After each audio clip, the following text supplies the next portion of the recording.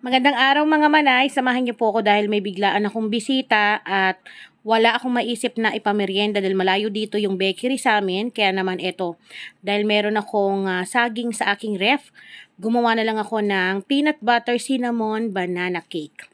So eto nga saktong-sakto, napakaganda nitong saging ko dahil overripe na siya. Ito yung pinakamagandang klase ng saging na pwede natin gamitin sa ating banana cake. So dito gumamit lang ako ng 4 na piraso na medium size ang sukat.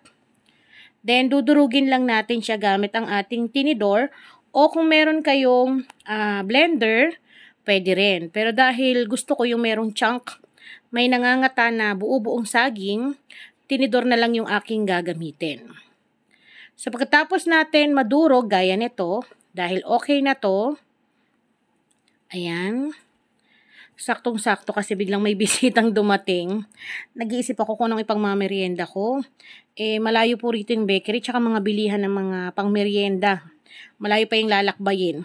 Kaya ito na lang sabi ko, magluto na lang ako or mag-bake na lang ako. Bali, ang gagawin natin pagkatapos natin madurog, dito maglalagay ako ng 1 1/4 cup ng dark brown sugar. Mas maganda po yung dark brown sugar kasi mas moist yung ating banana cake. Pero kung wala, pwede rin naman ng puti. Then, meron ako ritong 3 tablespoons ng milk powder. Tapos, half teaspoon ng asin para balance. Maglalagay din po ako rito ng 3 tablespoons ng baking powder. Then, meron din tayo ritong 2 teaspoons ng baking soda. At ang lalong magpapasarap ng ating banana cake, maglalagay tayo ng 3 teaspoons ng cinnamon powder. Pagkatapos ay hahaluin po natin.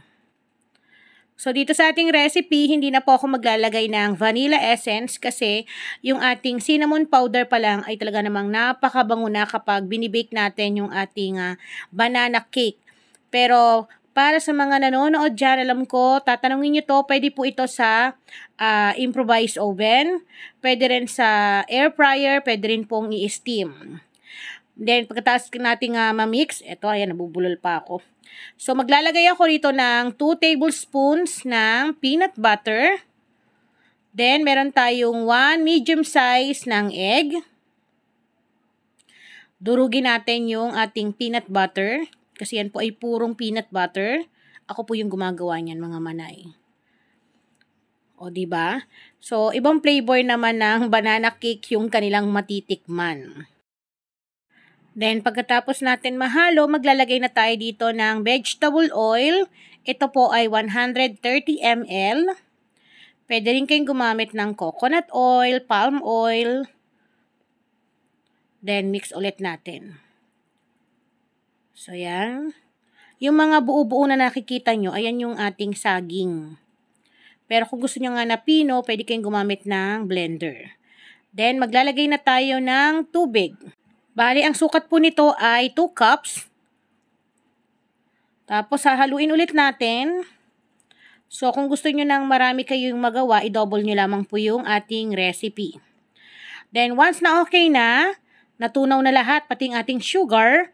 So, dito, dahan-dahan po natin ibubuhos yung 3 cups ng all-purpose flour. So, wag nyo pong ibubuhos lahat para po maayos natin na mahalo. Kung meron kayong stand mixer, pwede nyo rin pong gamitin yon. Then, dahan-dahan natin haluin hanggang sa wala na tayong nakikita na buo-buo na harina.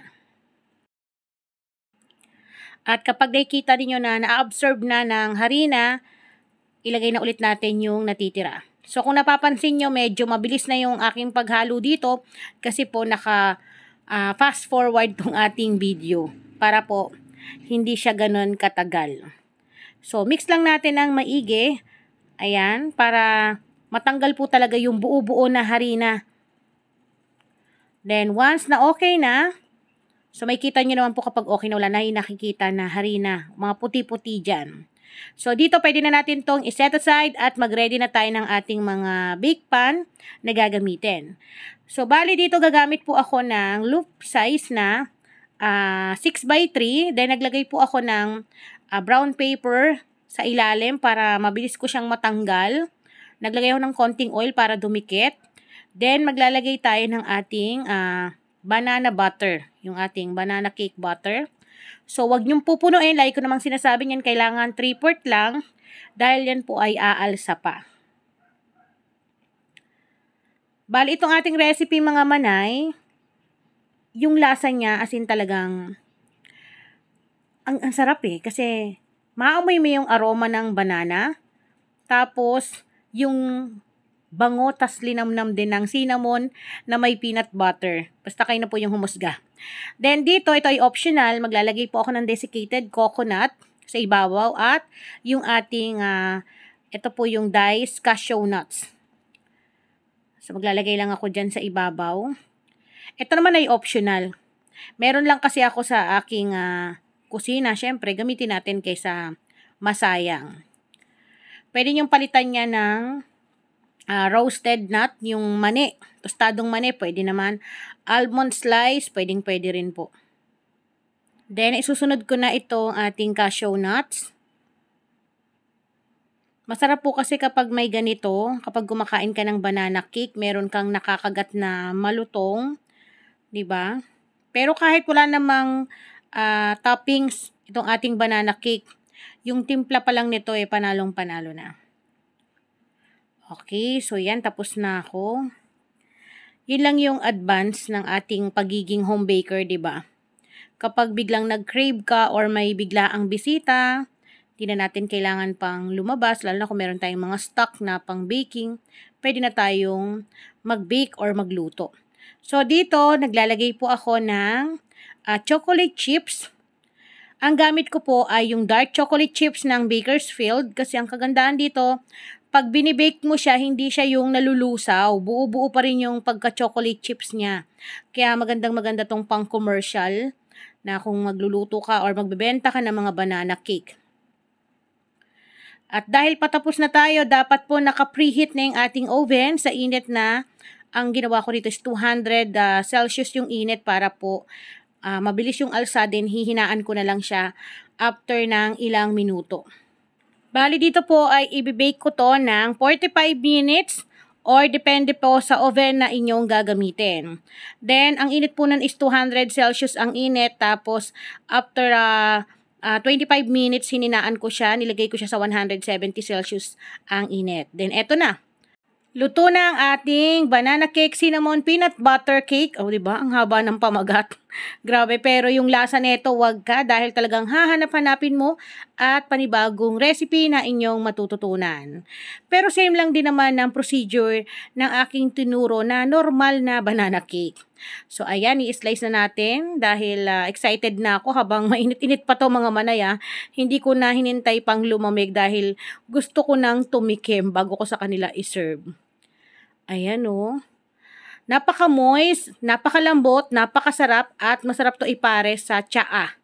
Para sa akin, sa tsaa ko siya bet. So, yummy. O, diba? Ayan mga manay, magkita-kita po ulit tayo sa susunod. Sana po matry nyo tong aking recipe. Ang napakasimple, masarap na banana cake. At alam ko sa mga magtatanong, pwede kayong gumamit ng saba, lakatan, berding saging, na nabibili sa palengke or sa supermarket, pwede yan. Basta kung ano yung gusto mo, yun ang sundin mo. Paalam!